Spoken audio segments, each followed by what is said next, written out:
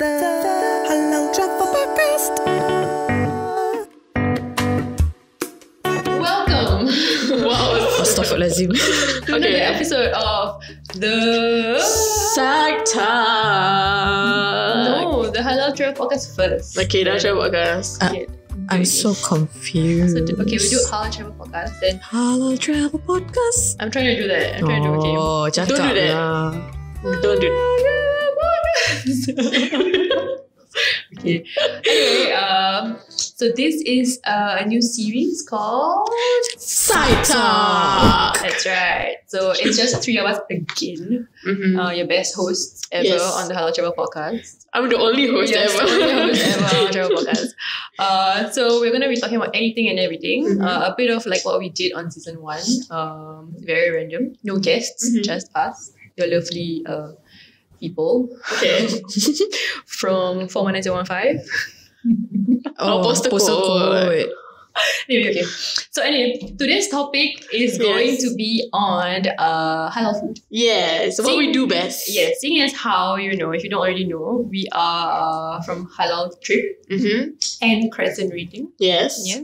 Yes. We are colleagues. So all the things that we do is, we talk about halal food, we do create content on food, I work with a lot of restaurants here. So we do have a good sense of what is halal in Singapore. You know, as and when restaurants come halal and things like that. But I just want to get your opinions on what you guys think about like trendy food. Not trendy. I feel like trendy is such a The new talk of the town. dated word, maybe. Yes. So there's a lot of cafes coming up. Yeah. I feel like in a few years back was when there were a lot of cafes that just opening up at like Kampong Glam, Arab Street, that sort of things. And then it died down a little bit. And then recently there's another wave, Resurgence, yeah. Right? Another resurgence. And what do you think about it? Like when I was younger, when I was in school, I really enjoyed going to this cafe. So they were quite expensive.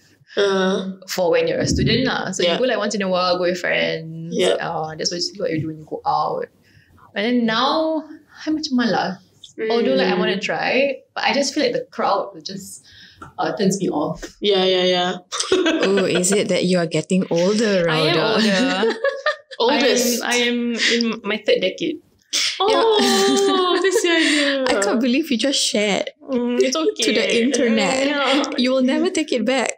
Hidayat, can you retract that please? No. Redact. Yeah, but what you say about the resurgence since the pandemic, about, all the new cafes popping up, new food outlets popping up, that's something interesting to note, because when I was back in school, one of the things that the professors always say is that when you always have to come up with your own startup for projects and all that, they say do not ever start your own cafe business. You will never survive. But then now with the pandemic, it suddenly popped up again. I'm like, it's interesting. But I guess it makes sense in terms of, Singaporeans are very Foodies. Travel Savvy. not travel savvy. Damn, I forgot the word. Apa dia cakap? Tak, we are stuck here in a tiny island, and you just need to discover other places. And the only thing that you can discover in Singapore, at least for us, is mostly about food. So now we have more areas that you can discover. So that's a good thing, I think. True. Yeah. But I think F&B is really hard to survive. Yeah. So But also because sometimes these restaurants or new cafes, they are a different brand under one big brand. Is So that it's so? not for example, as we know now, the Black Hole Group or usually these people who start up the cafes, they're already in the food industry for 5-6 years. They are no longer not amateurs. So these people are really know the stuff obviously. Yeah. I'm wondering, okay, maybe because I'm not much of a foodie, but with all the restaurants popping up, what is the main cuisine that these people offer? These people. I think These restaurants offer, sorry, my bad. I think there are two kinds. So I think there's one which really get the hype, are the kind of restaurants that probably offer cuisines that are not already available, like halal version. We're talking about halal versions, right? So like, I know that whole group did a Greek halal Greek restaurant. So like you don't get that very often. And then another kind I think is the kind where they have not been halal for a long time. Like and then they suddenly come out with like a halal brand, like Monster Planet. Yeah. And then you have Pepper Lunch. I think those sort of things get people really excited. Yeah. One of the things my mom always say is that because now you see the search of it, right? Yeah. So she keeps saying to my grandmother like, ni semua macam orang tahu tau, like Malays or like the Muslim community, they are not afraid to spend money. Yeah. Especially like since we're in Singapore, right? When it comes to food, as long as halal, you will make it. Gitu, you know, they'll just queue and just like throw money like water. It's hard to imagine at one point in time McDonald's and KFC was not halal. Oh yeah, Like I think it's way so back when, like not probably in our it was not lah. We just came in, so it's hard to imagine. Yeah, A&W also. I miss Taco Bell, but okay. I've never had Taco Bell. I also never. Oh yeah. It was in Singapore. Yeah, it was my childhood like fast food hunt. It was like when A&W was around. But now they're opening in Malaysia. Yes. The first halal one. But it's not like we can go to Malaysia now. That's true. Grab je lah. You remember when it came? Yeah. And then like it just like was everywhere and it just closed down. It's like that. I remember. I think it's hard when they just open and just expand too fast. Yeah. But now A&W only has 3 outlets. 3 or 2. Yeah. So even like at Jewel, now it's been like months, almost a year since it's opened and people are still queuing up for it. Yeah. So yeah, you can really get like halal Italian, you can get halal Japanese, and not just like your normal chain restaurants, but like really like authentic sort of food. Cooked by a Japanese. Or those fluffy Japanese pancakes, souffle pancakes. And they are expanding here. Yeah. So like, would you yourself, if there is a restaurant that just opened up and you're interested in trying it out, would you go immediately and beat the crowd, or will you wait until it dies down, or what will be your plan of action? I'll wait. Like, I thought you'll be waiting for me to reply first. Okay, sorry. Go on. If for Pepper Lunch, right, it's been halal for about 2-3 months now. Yeah. So only now we are trying out. But again, still like the crowd is still there. We still need to queue. Yeah. So there really is no rush. So just wait lah. You wait. And I will never, not never lah. Try not to take away. Try not to like deliver. Yeah. So to enjoy the full experience. Yeah, to enjoy the full experience. But I rasa macam maybe because like I'm on a tight budget these few days, these few years. But like I wouldn't. I'm very nitpicky with like cafes. Right. For example, anything that is in Haji Lane, maybe I would see first. If it's like really, really good reviews, baru I will go. Right. Because like ultimately it's going to be expensive. You know that. Yeah. For me, I don't. Not foodie. Again, you're going to say, right? No. I was not going to say that, but I have never been somebody that jumps onto the bandwagon of trends. I tend to just wait until either something dies down, the trend dies down, and then lesser crowds, and then you get to at least enjoy the experience at its finest.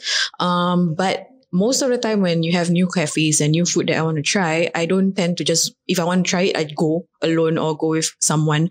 But I tend to wait for like, maybe I want to meet up with my friend for like, because I tend to meet up with my friends like once a year or twice a year. So I use that as like a special special occasion, and then this is the time for you to try out these places. So over time, then I think you will have more places that you can try out with your friend, and somehow or other, when you have a conversation at a particular place, a unique place, what you're eating, that's something that you can remember. It's like, oh yeah, you told me about this. No, I don't think so. No, that time we ate ramen. So, is it the ramen stall? Yeah, that's right. Yeah, so you kind of remember. So you kind of attach it to like a memory. Yeah. You had a friend. That's my personal take on it. But what about you? I'm mixed feelings. I think part of me is like, I cannot wait to try the place. So especially it's something that people I know and I trust their reviews have been there and you're like, oh, it's really good, you should go and try. But I also don't want to go through, I don't want to wait. I really don't want to wait. I don't want to queue. So with that, all of that in mind, I would rather wait for the kind of hype to die down, or I would kind of go on one of like the weekdays, when people are like normally not there, and just go. So sometimes when I take like when I'm on leave or something, right? Then I try and I have like something planned for the day. I try to fit that in for like lunch or something, just because I know it's gonna be lesser people. Yeah, I don't have to go through all that. But yeah, what do you have like a place in mind that you've been wanting to try? Tipo. Oh, it has been like for a while. Yeah, I know. But that time when I wanted to go, I needed to take reservations, right? And it's already fully booked by the time that I wanted to go for it. So I'm like, wait for next time I meet my friend lah. So okay lor. That's one thing. Like pasta. You like pasta. Yeah, that's why. I prefer Western cuisine somehow, or European cuisines. I'm not too sure why. But I actually like Chinese food also. Malay food also okay. Indonesian food also okay. Semua okay. How about you, Hazira? Honestly kan, macam for me, the way to my heart is the vibe. Okay. Like I used to be macam, so scary the thunder. I used to be like, okay, whatever in Haji-Lane is, I like it because I can take nice photos, nice photo of the food. But these days, macam Simpang Bedok is like the love of my life, But I do feel like it's good that there are more halal restaurants now. But I still find it, macam I think although there are like, there's an overflowing pot of halal restaurants, I still go back to the same few.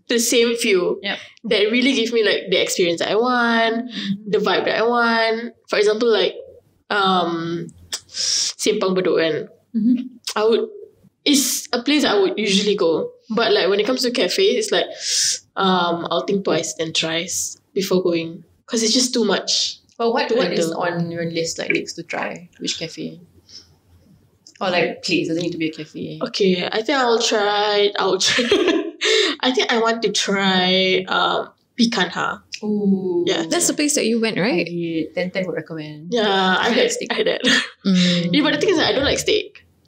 Do you have one meat item on your menu? And it's Picanha steak. Yes. No, I don't want macam dishes yang macam very trendy and like very fusion. I don't want that kind of thing. I want something that's like more authentic. So like for example, Picanha cuma ada one dish, right? So it has to be what I believe is the best of the best lah.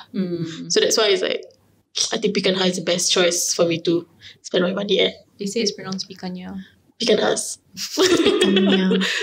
Macam jalapeno. Piranha. Something like Piranha. that. Wait, is it Spanish? No, picanha is the cut of the steak.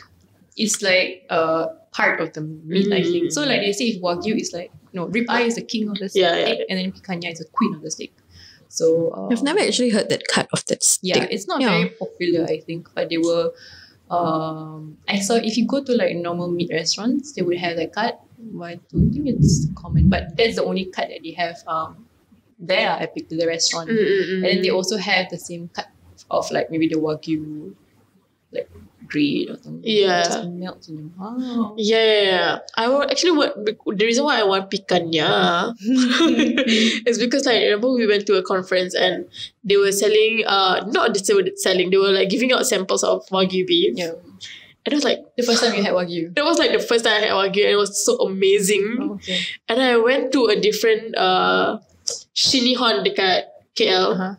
We also ordered Wagyu, but it wasn't that nice. It wasn't the same. So I think meat is the one thing that I'm very particular about. And I only but you're not a meat eater. Not a meat eater. So if you do have meat, then it needs to be good. It needs to be good, yeah. It has to be good. Okay. So I don't trust other restaurants. But I feel like when you eat meat, right, it's not no lah. Actually not really. It's like yakiniku. Yeah. Yakiniku where you grill the meat. Yeah. Some places don't tak kenyang for me. It's like you cannot eat your fill. You just eat to taste the quality of the beef and just appreciate the quality of the beef.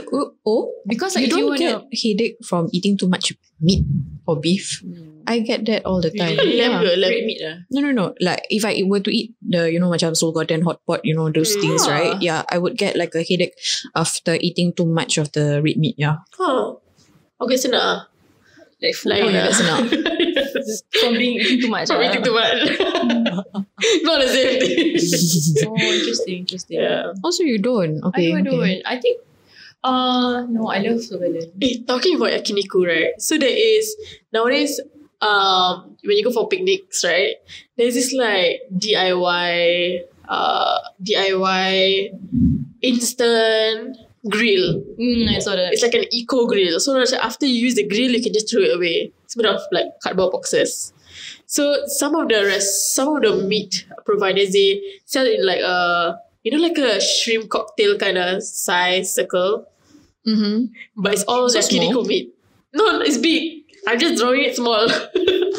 No, you say shrimp cocktail punya. It comes in like the martini glass, what? No, like a big platter. Okay. Yeah, so it's like pieces and pieces of yakiniku. Then they just like fry it. In at a the cardboard beach. box. In a cardboard box. How Can does you it believe work? Like, what's the fire? What's the starter? Charcoal. It's Charcoal. charcoal. It's also. charcoal, yeah. So they provide you charcoal and a cardboard box. Oh, Yes. fire hazard, oi. I feel like tak tahu macam how then it you works go, then you go picnic, then you put it on the grass the patch. grass. Yeah. The grass, yeah. No, but it looks more professional than how she explained. Okay. It's not just like the kind of cardboard box that you unwrap your stuff from, right? Yeah, It actually yeah, looks like a grill. Yes. But it's made from wood. So is it Like wood or bamboo. paper? Oh. Yeah. Okay. Looks something like that. So it's like it's not metal. But I feel like a long time ago when I was a lot younger, like 7-Eleven used to sell this like metallic grill thing that you can just buy. It's disposable also. It's like $9 and then it comes with charcoal inside and there's like a metal mesh on top. Oh. Then you just light it up in the same way. Then you just buckle on top. But it's very slow, Oh. It's very slow. Like you cannot be hungry when you want to cook it. Because you'll be starving by the time you actually get to eat it. But the experience is nice lah. Yeah. I think it's really now maybe because like BBQ pits, they don't really let you rent it. Because of COVID. Yeah. So you're gonna do that, right? I was gonna do that, and then like the meat is just expensive, so Is it? How much is it? 70 something. Yeah.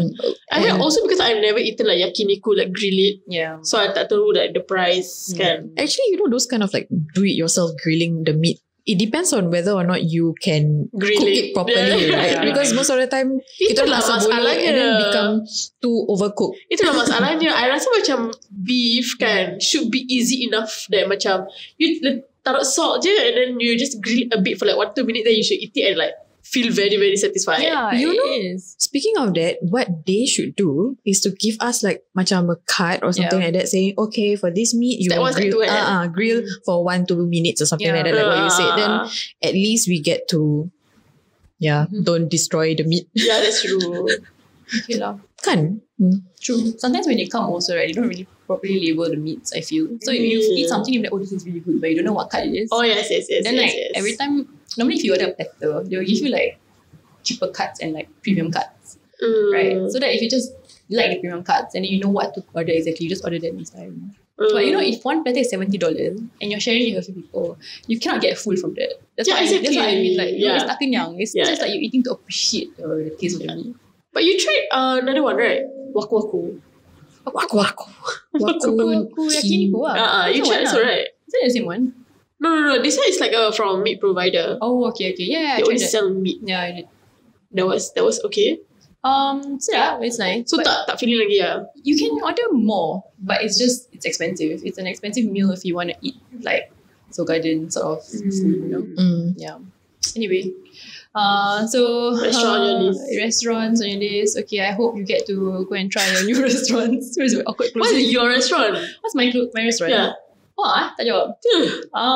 I would Tak like fokus. to try. Ooh, I have a list actually. No, just tell us one of them. I cannot remember.